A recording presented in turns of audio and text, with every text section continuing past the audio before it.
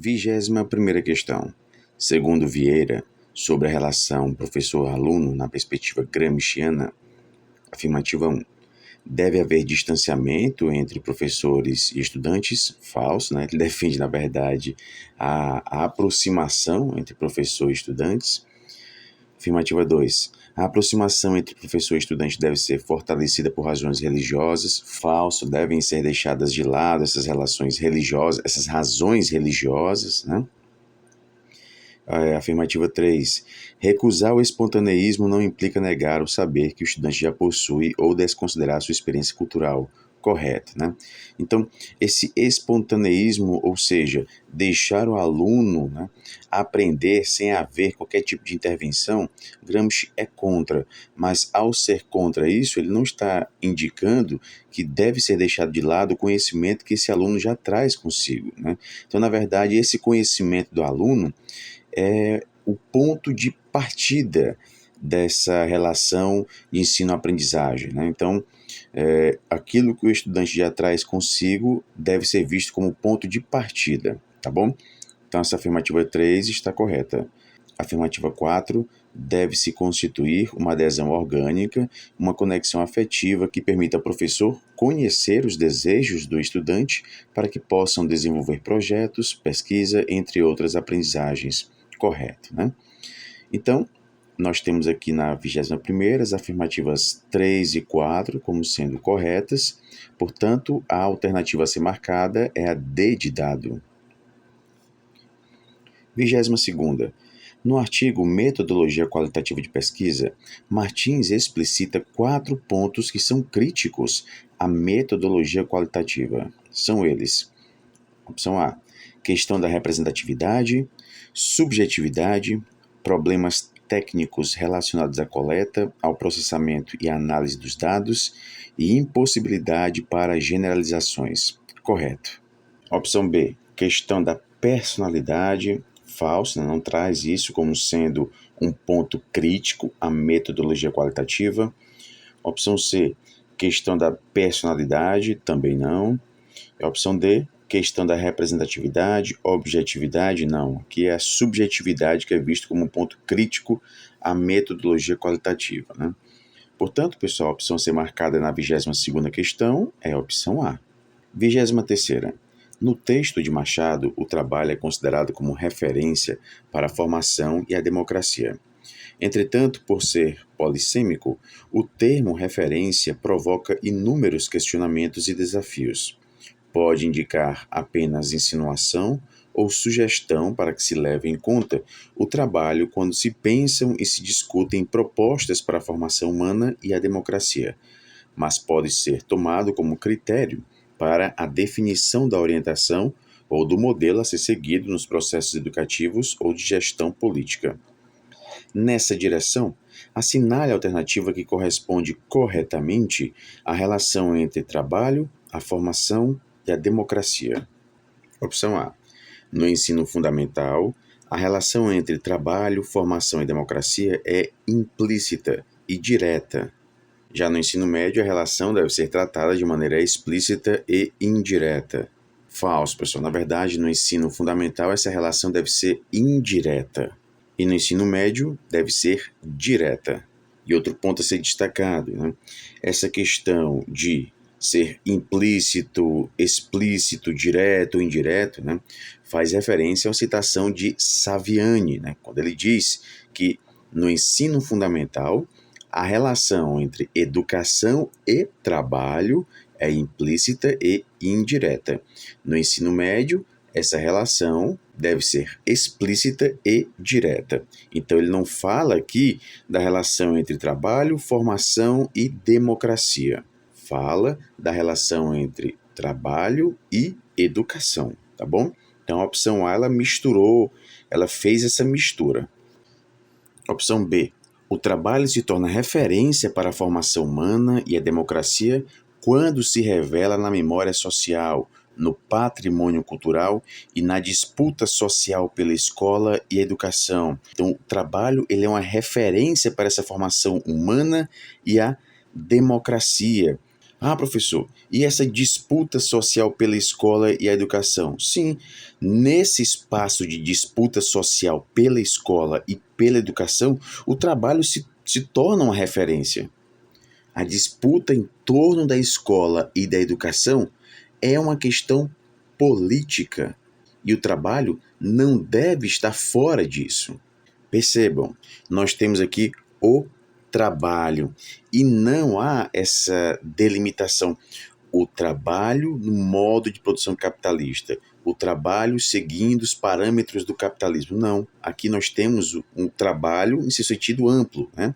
Então, sim, o trabalho é uma referência para a formação humana e a democracia, quando se revela na memória social, no patrimônio cultural e na disputa social pela escola e a educação.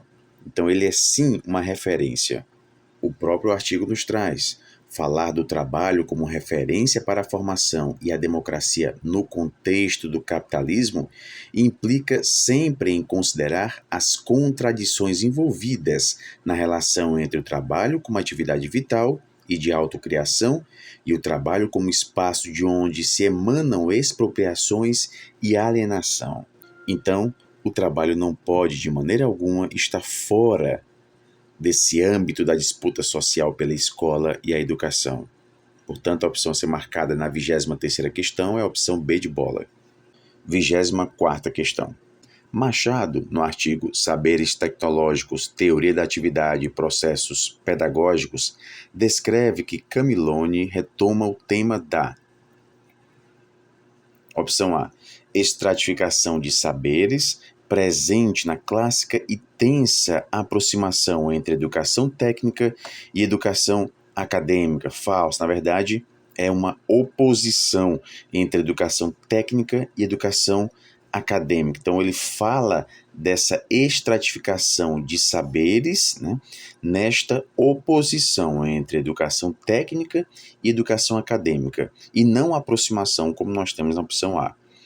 Opção B, estratificação de saberes, presente na clássica e tensa oposição entre educação técnica e educação acadêmica, lembrando sua relação com processos de legitimação de uma ordem social, marcada pela unificação do trabalho em intelectual e manual. Na verdade, essa sociedade marcada pela divisão do trabalho em trabalho intelectual e trabalho manual.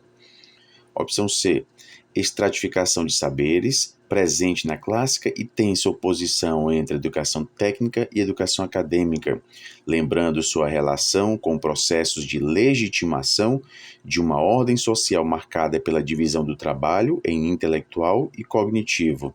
Falso. É intelectual e manual, na verdade, né, pessoal? Eles buscam palavras sinônimas, né, para tentar confundir o candidato, né, intelectual e cognitivo, né? Então, não, essa divisão entre intelectual, né, e manual, né, um aspecto prático, né, como se fosse teoria e prática, tá bom? E a opção D, estratificação de saberes presente na clássica e tensa oposição entre educação técnica e educação acadêmica, lembrando sua relação com processos de legitimação de uma ordem social marcada pela divisão do trabalho em intelectual e manual, entre ciência e técnica, entre os que pensam e dirigem e os que executam as ordens que recebem. Exatamente essa opção a ser marcada na 24ª questão. 25ª. Qual a ideia central de Borges na relação entre homem e desenvolvimento humano? Opção A. O desenvolvimento humano depende inteiramente das condições genéticas dos indivíduos. Falso, né? Na verdade, a gente não encontra no artigo essa defesa de que o desenvolvimento humano se dá por questões meramente biológicas, né, genéticas, não ao aspecto cultural, ao aspecto histórico, né? Então, não há aqui essa dependência inteira às condições genéticas. Opção B, o desenvolvimento humano é linear e progressivo. Falso, pessoal, né? O desenvolvimento humano se processa em etapas e não é linear. Pode haver avanços para um aspecto, né, como por exemplo, habilidade física, linguagem, e pode haver um retrocesso, um declínio em outros aspectos do desenvolvimento humano, tá bom? Então, nós não podemos dizer que esse desenvolvimento humano é linear. E outro aspecto aqui também dessa opção B é que diz moldando o homem de acordo com determinações naturais, né? Os aspectos naturais, eles contribuem para o desenvolvimento humano, mas não se limita a isso, tá bom? Opção C. O desenvolvimento humano é determinado apenas pelas forças naturais. Falso. Opção D. O homem se desenvolve em resposta às suas interações com a natureza e a sociedade. Exatamente, né? Então vejam, nós temos o elemento aqui natural e o elemento também histórico, né? Cultural, sociedade. Então nós temos essas interações com a natureza e com a sociedade, com o trabalho desempenhando um papel fundamental nesse processo, correto? Então o trabalho é o elemento mediador, né? Há a centralidade no trabalho, mas não aqui não está sendo discutido se essa centralidade se dá no modo de produção capitalista. O que nós estamos discutindo aqui é o desenvolvimento humano de forma geral, né? Então, a opção D está correta e é ela que deve ser marcada. O artigo Educação Tecnológica no Brasil, a Geopolítica e a Geografia Política do Processo Histórico, de Castro, Plácido e Medeiros, contextualiza e narra a criação das escolas de aprendizes e artífices, ocorrida por meio do Decreto 7.566, de 23 de setembro de 1909, no governo do presidente Nilo Peçanha, na Primeira República. Em relação à finalidade das escolas de aprendizes artífices, assinale com V, verdadeiro, ou F para falso, as seguintes afirmações.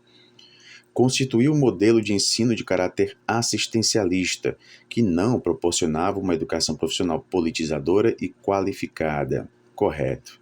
O objetivo aqui não era proporcionar uma formação política, né, e muito menos qualificada. A questão aqui era mais assistencialista. A discussão política, na formação política, ela passava longe disso, tá bom? Contribuiu para a institucionalização de um modelo de ensino técnico integral, politizador e emancipatório. Falso, né, pessoal? A próxima, consolidou-se como um marco da educação técnica avançada e de acesso universal aos diferentes segmentos da sociedade brasileira. Falso também. Não havia esse acesso universal aos diferentes segmentos. Na verdade, isso aqui era direcionado a um segmento específico da sociedade brasileira. Lembrando, a intenção de criar essas escolas era formar operários e mão de obra por meio do ensino prático repetitivo e conhecimentos técnicos básicos necessários à execução de um ofício de forma mecânica. Figurava, como nós temos aqui, né? No plano assistencial, né, mais no plano assistencial do que propriamente um programa educacional. Enquanto aos filhos das elites se configurava um projeto de ensino superior, para os pobres restava a educação profissional de caráter assistencial. Por isso, nós não temos aqui esse direcionamento aos diferentes segmentos da sociedade brasileira. E outra, não havia essa perspectiva de educação técnica avançada. E a última, contribuiu no processo formativo de uma elite intelectual. Falso, né? A gente acabou de falar aqui. Para a elite intelectual, nós tivemos o projeto de ensino superior, tá bom? Então, nós temos verdadeiro, falso, falso, falso. A opção correta a ser marcada na 26ª questão é a opção A. 27ª questão. Conforme De La Fonte, no artigo intitulado Formação no e para o Trabalho, assinale V, verdadeiro, ou F, falso, as seguintes afirmações. A formação humana se dá no trabalho, considerando que ele próprio é agir formativo. Ao mesmo tempo que cria, o trabalho também estipula exigências aos indivíduos em seu processo de produzir a vida. Verdadeiro. O trabalho como princípio educativo implica recuperar, por meio do processo formativo intencional, a ação humana criativa e criadora, ou seja, o ser humano como agente de sua história e do seu fazer-se. Verdadeiro. Formar para o trabalho significa compreender o que e como produzimos nossa vida no capitalismo. Trata-se de criticar o trabalho de forma alienada e ainda identificar e se apropriar dos avanços que nele se materializam. Correta essa opção, né? Então, formar para o trabalho também implica a gente compreender como se dá essa produção no atual modo de produção, que é justamente o modo de produção capitalista, tratando de criticar o trabalho de forma alienada e ainda identificar e se apropriar dos avanços que nele se materializam. E no capitalismo o trabalho não forma para uma condição de alienação. Falso. Na verdade, ele forma sim para essa condição de alienação, alienar, tornar-se alheio. E no capitalismo nós nos tornamos alheios, né? Pertencentes a outros, né? Nosso trabalho, a nossa força de trabalho, o resultado do nosso trabalho, os meios de produção, né? Isso também é alienado. Então, no capitalismo, o trabalho forma sim para uma condição de alienação. Aí continua, mas para uma emancipação do trabalhador, é totalmente falso, né, pessoal? Então, nós temos aqui verdadeiro, verdadeiro, verdadeiro e falso. A opção a ser marcada na 27ª, a opção C de casa. 28ª, leia o texto.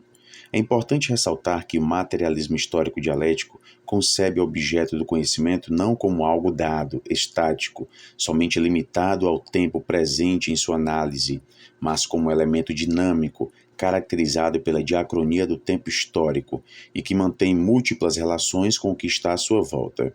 Inserido em uma realidade dinâmica, o conhecimento não pode ser traduzido como resultado de um processo acabado, mas de um processo incorporado em uma realidade que é sempre mais rica do que a ideia que construímos dela e que pressupõe não apenas interpretar o mundo de diferentes maneiras, conforme teorias pós-modernas defendem, mas transformá-los. Percebam aqui, mais uma vez, uma crítica feita à teoria pós-moderna, né, ao pós-modernismo.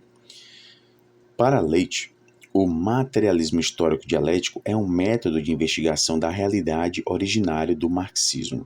A partir da análise da autora, podemos afirmar que o método citado, opção A, constitui-se como uma abordagem teórica imprescindível no trato metodológico investigativo, pois impulsiona o pesquisador a analisar de modo aprofundado seu objeto de pesquisa e a buscar de modo coletivo transformar, mesmo que de forma sutil e processual, a realidade.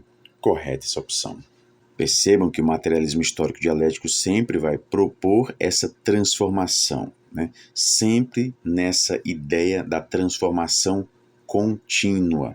Além de trazer uma análise profunda, né, dos múltiplos determinantes de um fenômeno, ela vai propor também a transformação. Então não basta interpretar o mundo, não basta compreender o mundo, deve-se transformá-lo. Uma das principais críticas que Marx fazia, né, aos pensadores alemães de sua época. Daí a famosa ideologia alemã, né, uma obra escrita com Engels, na qual eles fazem essa crítica à ideologia alemã, tá bom? E vale também lembrar a famosa tese 11 das teses sobre Feuerbach. Na tese 11 ele traz a famosa frase: os filósofos, durante muito tempo, se preocuparam em interpretar o mundo. Cabe agora transformar esse mundo, né? Então é basicamente isso que o materialismo histórico dialético também propõe, né? Opção B. Constitui-se a partir da contradição dos polos sujeito e objeto, pois infere que sujeito e objeto são dois aspectos de realidades diferentes, em que o sujeito sempre age de forma determinativa sobre o objeto. Falso, pessoal. Opção C. Institui-se como estudo da vida social de maneira científica, tendo em vista a superação do senso comum, examinando os fatos ou fenômenos do reino social. Para isso, é necessário estabelecer regras que o investigador deve seguir na observação dos fatos sociais. Falso, pessoal. O que nós temos aqui é mais uma perspectiva das ciências naturais do que propriamente uma perspectiva adotada pelo materialismo histórico dialético, né? Então, a opção C está falsa. A opção D. Apresenta-se como uma compreensão para libertar a consciência das falsas evidências formadas fora do campo da ciência, excluindo o sentimento e a paixão pelos objetos morais que examina. Falso, né? Nós não temos essa característica do método de acordo com o que é descrito, né, no artigo. Então, a partir da análise da autora, nós não podemos afirmar que o método do materialismo histórico dialético propunha isso. E outra, nós temos aqui, o cientista deve colocar-se num estado de espírito semelhante ao das ciências exatas, adotando uma postura de neutralidade. Falso, né? Então, a opção correta da 28ª questão é a opção A.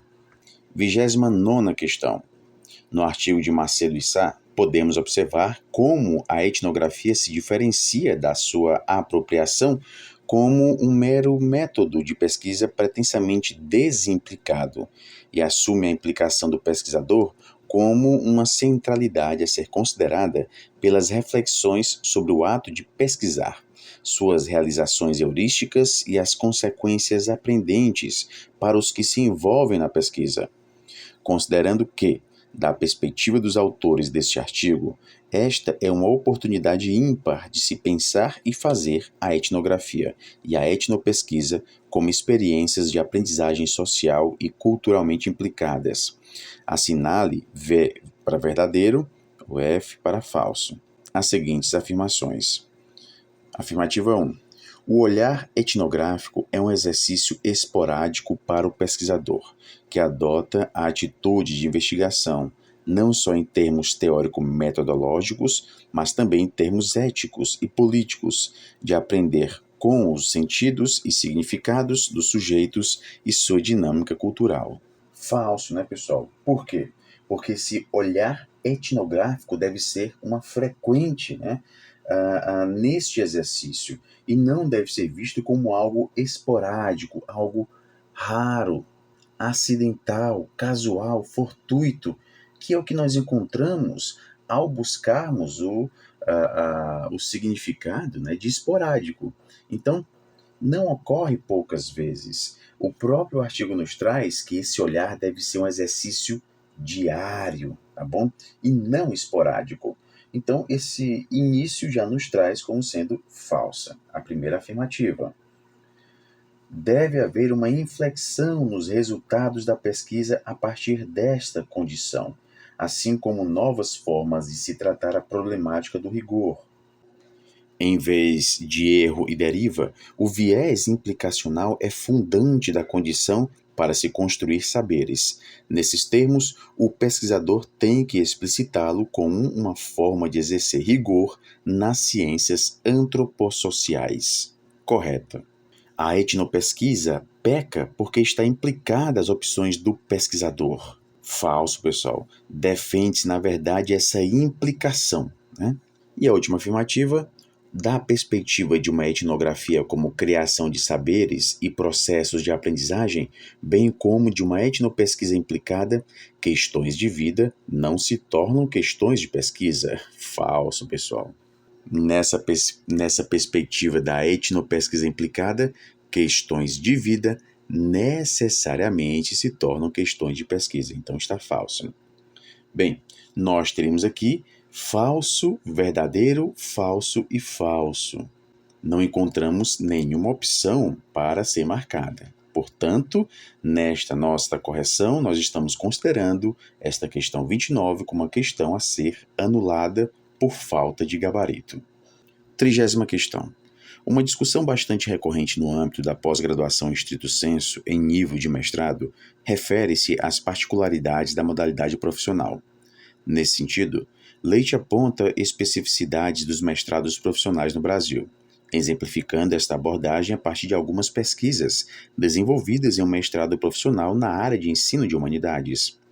Considerando que o Prof-EPT é um programa de pós-graduação em estrito sensu em educação profissional e tecnológica, pertencente à modalidade profissional, considera-se de grande relevância o conhecimento sobre esta proposta de formação por parte de seus ingressantes.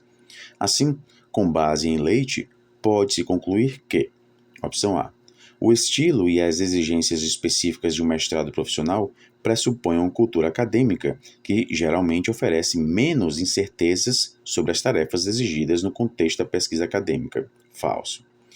Opção B. A principal diferença entre o mestrado acadêmico e o profissional é o resultado almejado. No mestrado acadêmico, pretende-se a imersão na pesquisa, isto é, formar a longo prazo um pesquisador. Já no mestrado profissional, o objetivo é formar alguém que, no campo profissional externo à academia, saiba localizar, reconhecer, identificar e, sobretudo, utilizar a pesquisa de modo a agregar valor às suas atividades pessoais e sociais. Correta essa opção, exatamente essa. Né?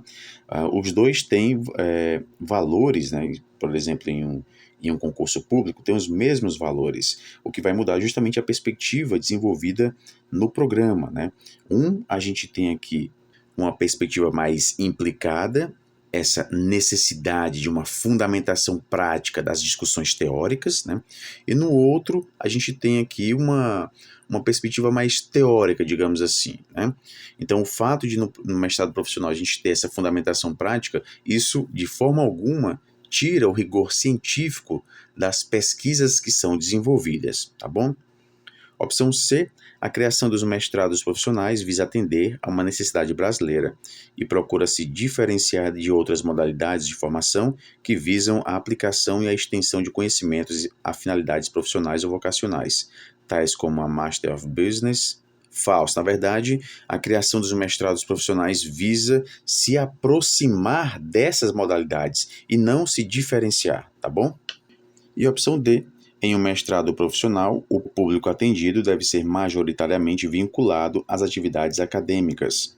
Seu núcleo epistemológico visa a construção de um repertório de instrumentos teórico-conceituais que podem ou não ser utilizados em ambiente profissional, pois dependem da capacidade técnica de seus sujeitos em aplicar essas soluções. Falso, né, pessoal? Na verdade, no mestrado profissional, a gente tem um público majoritariamente externo à academia. Ok, pessoal? Então, a opção correta da 30ª questão é a opção B de bola.